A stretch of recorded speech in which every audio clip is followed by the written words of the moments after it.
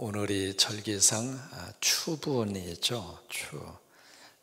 그 추라고 하는 그 추가 가을 추의 분자는 나눌 분, 그래서 계절을 나누는 날이 오늘이다 그 말이죠. 그래서 여름과 겨울을 구별한다. 그래서 이제 오늘 추분이 밤하고 낮의 길이가 똑같잖아요. 이제 본격적으로 이제 가을 과제가 시작이 되는 그런 절기고, 또한 이제 햅쌀이 본격적으로 출하가 되는 절기이기도 합니다. 쌀은 쌀이지만은 햅쌀로 밥을 하면 찰지잖아요. 기름이 찰찰찰찰찰 흐르고 좀 맛있잖아요. 그러면 추분을 기해서 더 건강하시고 하나님의 은혜가 넘치기를 주의 이름으로 축복합니다. 성전 공사가 끝이 났고요. 오늘 몇 가지 중요한 이벤트를 합니다. 가장 먼저 한 것이 법궤. 여기 이제 여러 가지로 호칭이 나옵니다. 1절에 보시면 여호와의 언약궤 그렇게 표현이 되어 있고요. 그 다음에 쭉 이렇게 보시면 6절에 보셔도 여호와의 언약궤, 그 다음에 3절에 보시면은 궤, 그런 표현들 여러 가지 다른 모습으로 그렇게 명칭들이 나오는데, 우리가 흔히 알고 있는 법궤죠. 법궤를 성전의 지성소에다가 안치하는 안치식이 오늘 전반부에 기록이 되어 있습니다. 근데 이 법궤가 이제 안치가 되는데 두 가지의 특징이 있습니다. 뭐냐면 여기 운반 과정을 보면 계속 반복해서 나오는 구절이 있습니다. 그것이 바로 뭐냐면 매고, 매였으니 그 단어. 자, 3절에 보시면은 그렇게 말씀이 기록이 되어 있죠. 이스라엘 장로들이 다 이름에 제사장들의 궤를 어떻게 했죠? 매니라. 4절도 여호와의 궤와 회막과 성막 안의 모든 거룩한 기구들을 어떻게 했죠? 메고 올라갑니다. 제사장과 레위 사람들이 그것을 어떻게 올라갔죠?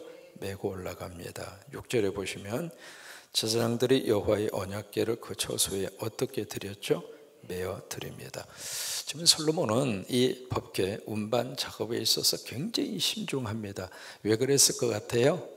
그의 아버지 다윗이 법궤 운반 과정에서 큰 실수하는 것을 보고 배웁니다. 자식들은 어른 세대를 보고 배웁니다. 그러니까 어른들의 세대를 보고 그 어른이 어떻게 하느냐, 그것을 보고 자녀들은 배우는 거예요. 솔로몬은 이 아버지의 그 전에 있었던 그 과후, 씻을 수 없는 그 베레사 우사의 사건, 그 사건을 보고 이 아들로서 긍정적으로 배운 거죠. 저렇게 하면 안 되겠구나, 그걸 배운 거죠. 그래서 이제 운반 작업을 하는데 아주 신중하게 하나님 말씀을 따라서 법궤 운반 과정을 진행을 합니다. 두 번째로 9절을 보시면은 이 법궤 속에 뭐가 들어있었는가라고 하는 것을 열왕기상에서 언급을 하고 있습니다. 9절을 같이 한번 읽습니다. 그 안에는 두 돌판 위에 아무것도 없으니, 자 보실까요? 그 법궤 속에 두 돌판 위에는 아무것도 없다. 근데 이 9절을 읽으시면서 조금 이상한데, 법궤 속에 또 다른 게 뭐가 있었는데, 그 생각이 들어야 정상입니다. 그러니까 이 성경 읽으면서 아니야, 법궤 속에 뭐가 있었는데, 히브리서 9장으로 한번 가보세요. 조금 복잡하시더라도 히브리서 9장으로 한번 가서 보시면 우리가 기억하고 있는 일반적인 상식이라고 표현할 수 있는 것이 법궤 속에 들어가 있었어요. 그러니까 히브리서 9장 5절입니다. 4절, 9장 4절. 거기 보시면은 법궤 속에, 이 언약궤 속에 바로 이러이러한 것들이 들어있었다. 히브리서 9장 4절에 그렇게 언급을 합니다. 같이 한번 읽으실까요? 금, 향로와 사면을 금으로 싼 언약궤가 있고, 언약궤가 법궤잖아요. 그 다음에 그 안에 만나를 담은 금 항아리와 아론의 쌍난 지팡이와 언약의 두 돌판이 있었다.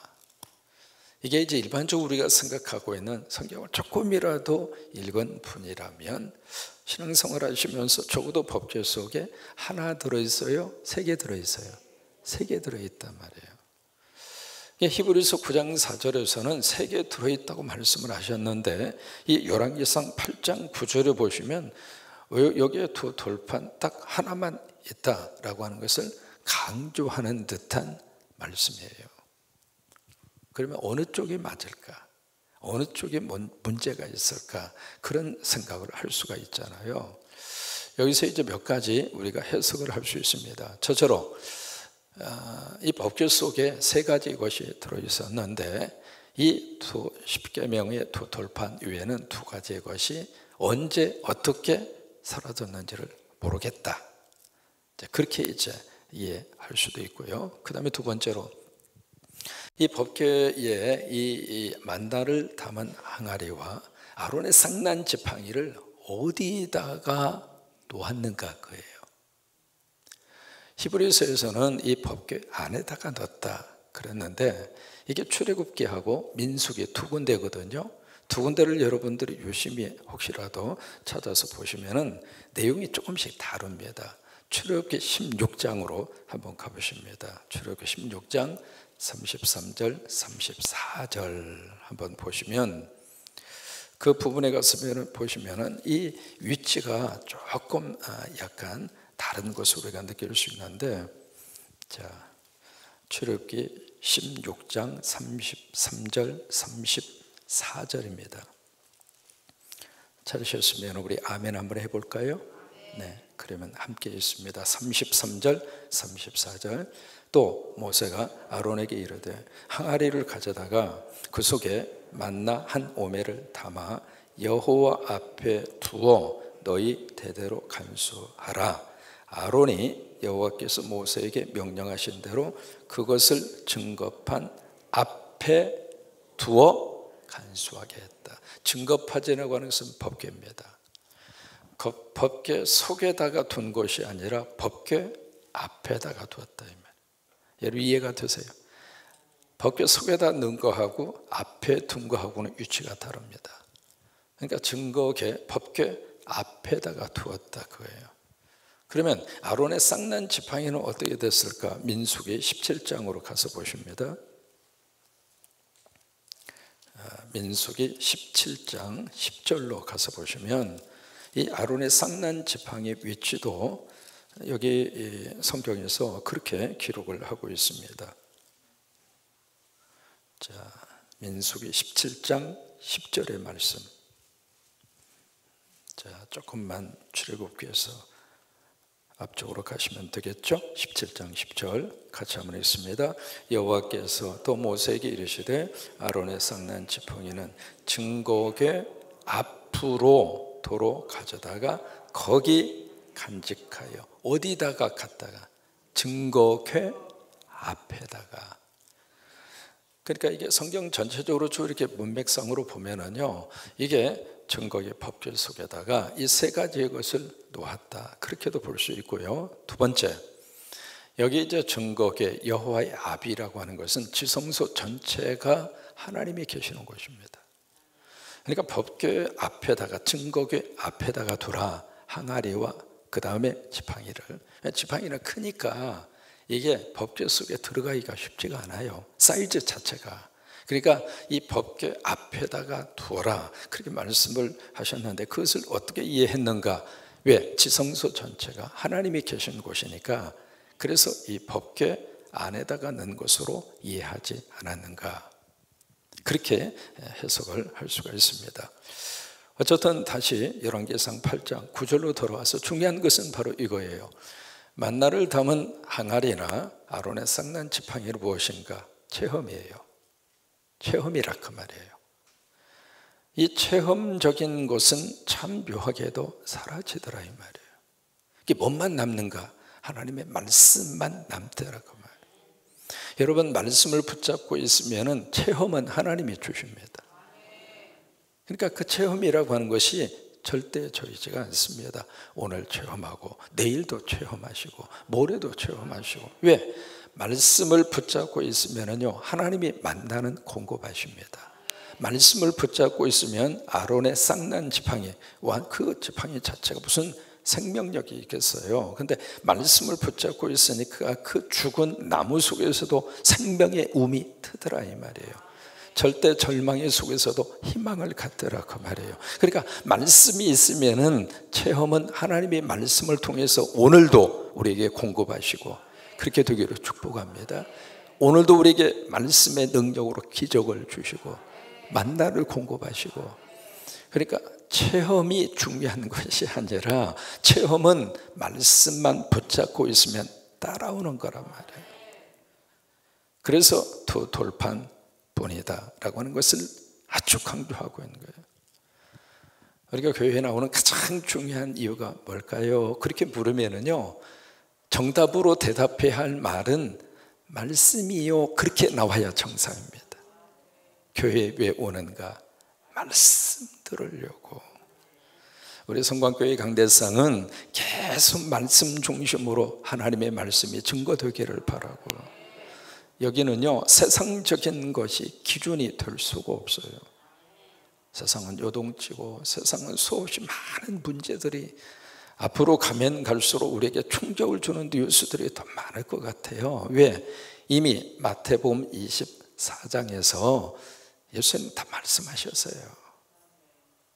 이 세상이 어떤 모습으로 굴러갈 것인가 이미 마태복음 24장 종말론에서 이미 다 말씀하셨어요. 그러니까 우리는 뭐 그렇게 이상하게 생각하진 않습니다. 아, 때가 됐구나, 때가 가까이 됐구나, 우리가 그렇게 생각하고 오늘을 살면 되거든요. 결국 세상은 그렇게 돌아갈 수밖에 없지만은 우리들에게는 뭐가 있는가? 말씀이 있어요. 그러니까 교회는 왜 오는가? 말씀 들으려고. 하나님의 교회 이 강대상에는 말씀만 준 거다. 말씀만 준 거예요. 그러니까 이 말씀 듣기 위해서 교회에 오는 거예요. 어떤 분들은 이 교회 왜 오시느냐 물었더니 주부의 오타 그거 찾는 재미로 오는 사람도 있더래요. 그래서 성전을 준공을 하고 성전의 가장 중요한 메인 하이라이트의 중심에 누가 있는가? 언약궤가 있고 법궤가 있고 또 그 법궤 그 안에는 오직 두 돌판 외에는 아무것도 없더라고요.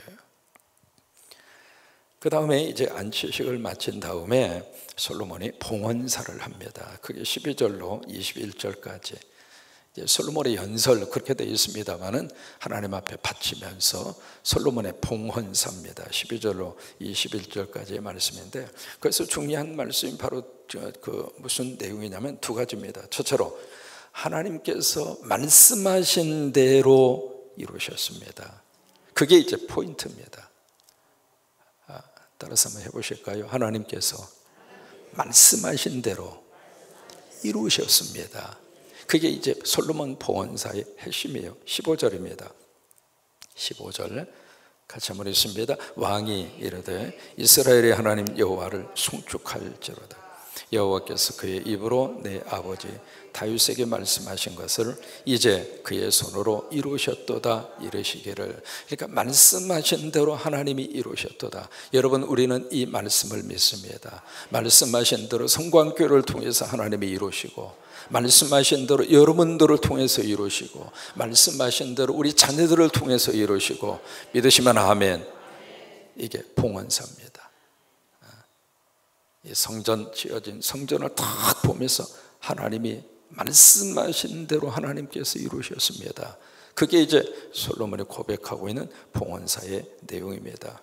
두 번째, 이 봉헌사의 핵심적인 내용이 있습니다. 이 성전 건축 하나님이 하셨습니다. 20절입니다. 20절 같이 있습니다. 이제 여호와께서 말씀하신 대로 이루시도다. 내가 여호와께 말씀하신 대로 내 아버지 다윗을 이어서 일어나 이스라엘의 왕위에 앉고 이스라엘의 하나님 여호와의 이름을 위하여 성전을 건축하고. 자, 여기 쭉 보시면은요, 이 성전 건축을 솔로몬이 한 것처럼 표현이 되어 있습니다만 그게 아닙니다. 하나님이 말씀하셨고 하나님이 하셨습니다. 참 이게 귀한 마음이잖아요. 우리는 뭐라도 조금 해놓고 내가 했는데. 솔로몬의 봉헌사 속에서는 내가라고 하는 단어보다도 그 배후에 지금 누가 계시는가? 하나님이. 내가 여기까지 올 수 있었던 것도 하나님의 은혜고, 할 수 있었던 것도 하나님의 축복이고 그런 기회를 주신 하나님께 감사하고, 그래서 지금 솔로몬은 이 성전 건축의 봉헌사에서 내가 왕이 돼서 우리 아버지도 못한 건 내가 했잖아 그러면서 자기를 과시하는 것이 아니라 하나님이 하셨습니다. 너무 귀한 봉헌사를 여기 솔로몬이 하고 있습니다. 그 다음에 22절부터 긴 솔로몬의 기도가 나옵니다. 기도가 나오는데 진짜 길게 기도합니다. 적당히 기도한 게 아니라 엄청나게 길게 그렇게 기도를 하는데, 이 기도가 53절까지 이어집니다. 그러니까 여기 22절부터 시작해서 53절까지 굉장히 긴 기도를 솔로몬이 합니다. 자, 22절에 솔로몬이 기도하는 자세거든요. 22절, 솔로몬이 여호와의 제단 앞에서 이스라엘의 온 회중과 마주 서서 하늘을 향하여 손을 펴고, 이게 솔로몬의 기도 자세입니다. 여러분, 이런 모습으로 한번 자세를, 포즈를 한번 취해보세요. 그러니까 이스라엘의 온 회중과 마주 서서 하늘을 향하여 손을 펴고, 그러니까 두 손을 번쩍 들고 지금 솔로몬이 기도하는 겁니다. 이 기도를 하는데 이 긴 기도, 이 기도를 누가 들으셨을까? 하나님이 들으시는 거죠. 하나님이 들으시는데 이 기도를 하나님께서 들으시고 그런 생각이 들었어요. 참 하나님 행복하시겠다. 왜 그럴까요? 솔로몬의 기도 속에 하나님을 행복하게 하는 기도의 모습과 기도의 내용이 담겨 있어요. 만약에 솔로몬이 이 성전 건축을 완성을 하고 어떤 자기를 드러내고 자기의 어떤 욕심을 위한 기도, 자기의 뭔가 이루고 싶은 것을 이루어 달라고 하는 청원의 기도, 그런 기도로 꽉 차 있었더라면 하나님이 그렇게 기쁠 수가 없죠. 그런데 이 기도 속에 하나님을 너무 행복하게 하는, 무슨 내용이 하나님의 마음을 기쁘게 하고 행복하게 했을까? 두 가지입니다. 첫째, 하나님 말씀하셔서 하나님의 말씀대로 성전을 건축했습니다. 그런데 이 성전 속에 하나님을 가두어 둘 수는 없는 분입니다. 하나님은 여기에 갇히실 분이 아닙니다. 여러분, 이 기도는요, 엄청난 성전에 대한 이해가 솔로몬 속에 있었던 거예요. 이 건물이라고 하는 이 속에 제한된 공간 속에 내가 믿는 하나님이 그 공간 속에서만 다 갇혀 있을 만한 그런 일반적인 종교나 일반적인 우상을 숭배하는 사람들처럼, 왜 그 사람들은 뭔가 딱 만들어 놓으면 거기 밖에는 자기가 섬기는 신이 없잖아요.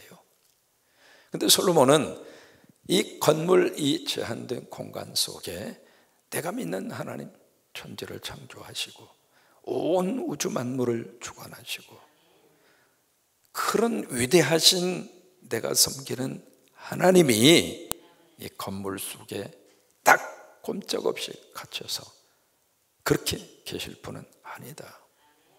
이게 이제 솔로몬의 기도예요. 그러니까 이 기도를 하나님이 들으시면서 얼마나 흐뭇해 하실까. 아이들이 자라나서 철이 들면 부모님들이 행복하잖아요.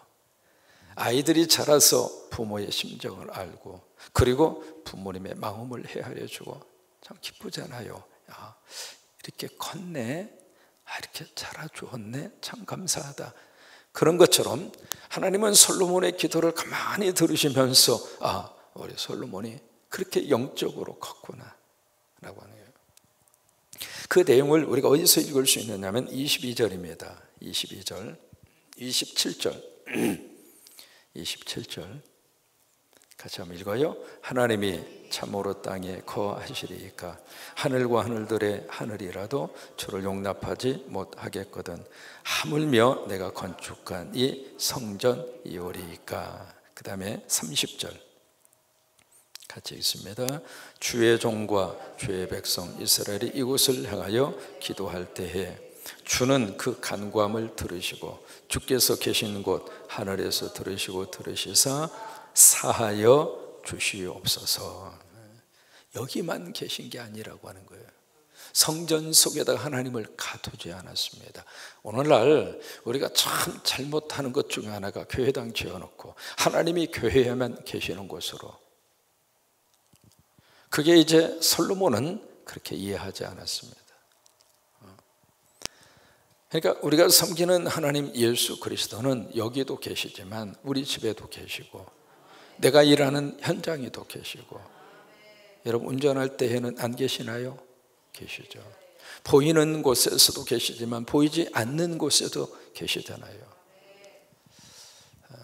지금 이제 우리 대통령께서 미국에 유엔 연설을 하시고 바이든 대통령의 초청에 거기에 참석을 하셔서 나오시다가 거기 이제 같이 간 장관과 참모들하고, 몰라요, 개인적으로 했다고 그러지만은 그 이제 했던 그 말이 이게 지금 대한민국 전체뿐만이 아니라 벌써 미국이나 기타 언론에서도 그대로 한국말로 했겠죠. 그걸 영어로 번역을 해서 그냥 대소특필을 하고 있어요. 여러 가지 해명을 합니다. 그게 미국 의회를 말한 것이 아니라 한국 국회를 지칭했다, 바이든을 말하지 않았다, 여러 가지 이야기하는데 그건 변명에 불과하고요. 사적인 말을 왜 공적으로 언급하느냐 그렇게 이야기하겠습니다만은 이게요, 카메라가 한두 대입니까? 그것을 의식을 했다면 아무리 말하고 싶은 말이 있어도 해서는 안 되고, 무슨 말을 만약에 한다 하더라도 한 나라의 대통령인데, 우리 교회 윤석열은 그렇지 않습니다. 우리 새벽 기도하시고 기도하실 때 보면 그 기도가 너무 깊이가 있어요. 근데 그쪽 윤석열은 왜 그러는지 모르겠어요. 이게 카메라가 돌아간다고 하는 것을 의식하지 않았다면 이분은 정신적인, 아니면 자기가 지금 대통령이라고 하는 것을 망각하고 살든지, 아니면 뭔가가 지금 채워져야 할 뿐이죠.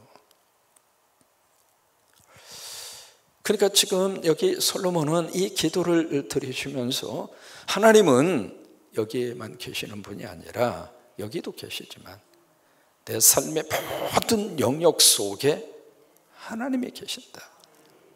우리가 그것을 의식하고 살면 행복합니다. 하나님이 어느 곳에 계시든지 하나님이 계신다. 어깨 펴고 살 수 있어요. 그죠? 그 솔로몬의 기도, 그 기도를 하나님이 들으시면서 너무 행복한 거예요. 너무 행복. 예수님을 교회당 안에만 가두지 마세요. 예수님을 예배 드릴 때만 계시는 분으로 착각하지 마세요.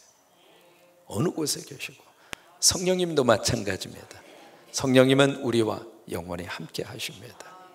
그 의식을 가지고 살고 그 의식을 가지고 기도하시고, 그게 축복입니다. 두 번째로, 이 솔로몬의 기도가 왜 하나님의 마음을 행복하게 했을까? 말씀에 근거한 기도니까 그래요. 29절입니다. 같이 한번 읽습니다. 주께서 전에 말씀하시기를 내 이름이 거기 있으리라 하신 곳 이 성전을 향하여 주의 눈이 주야로 보시오며 주의 종이 이곳을 향하여 비는 기도를 들으시옵소서. 여기 말씀, 이렇게 기도하는 이유가 무엇일까? 하나님 말씀하셔서 바로 여기서 기도합니다, 그 말이에요. 우리가 하나님이 어느 곳에 계시며 어느 곳에 계신다 우리가 믿어요. 그러면 어디서든지 기도할 수 있어요. 그럼 구태여 이 새벽에 나와서, 교회당 나와서 이렇게 해야 할 이유가 뭐냐? 그냥 있는 곳에서 기도하고 있는 곳에서 예배드리고 그러면 되지, 뭐하러 구태여 막 모여서 이렇게 한 곳에서 이렇게 해야 할 이유가 무엇인가? 중요한 이유가 있습니다. 여기 29절에 보시면은요, 그렇게 말씀하세요. 내 이름이 거기 있으리라. 거기가 어디일까요? 성전입니다. 하나님이 그렇게 말씀하시는 거예요. 내 이름이 교회에 있으리라. 그러면 하나님의 이름이 교회에 있다는 것은 그 교회 속에 내가 함께 하겠다.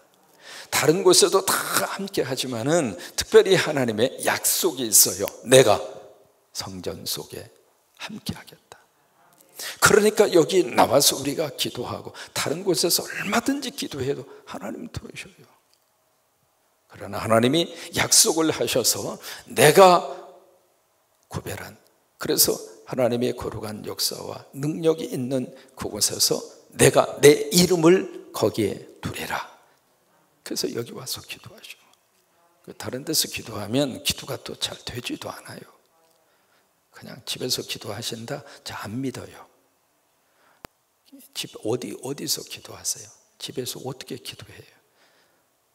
목사님, 저는요 텔레비 보면서도 기도해요. 어쩌다 한 번은 가능하죠. 그러나 기도 생활을 지속하기에는 교회만큼 좋은 데가 없어요. 그러니까 교회에서만 드려야 된다, 그 말은 아닙니다. 그러나 하나님이 내 이름을 거기에 두리라. 이름을 두신다는 이야기는 하나님이 여기 계시겠다, 그 말이에요. 그 말씀이 있기 때문에 그 말씀을 붙잡고 교회당에 와서, 괴로울 때 와서 아버지를 부르고, 힘들 때 와서 아버지를 부르고, 기도 제목이 있을 때 와서 아버지를 부르고, 외로울 때 와서 아버지를 부르고, 그래서 여기서 아버지 앞에 기도하는 거예요. 우리 솔로몬의 이 봉헌사 참 감격스러운 내용입니다. 그래서 8장이 굉장히 길어요. 66절까지 있습니다. 그죠? 감격스럽죠. 아버지 때로부터 하고 싶었던 거 아들 때에 와서 7년 6개월 만에 이 거대한 공사를 다 마치고 나서 너무 감사하고 너무 고맙고 너무 하나님 앞에 영광을 돌리면서 이 봉헌식을 멋지게 하고 있습니다. 오늘 하루도 이 주분에 하나님의 복이 함께 하시기를 주의 이름으로 축원합니다.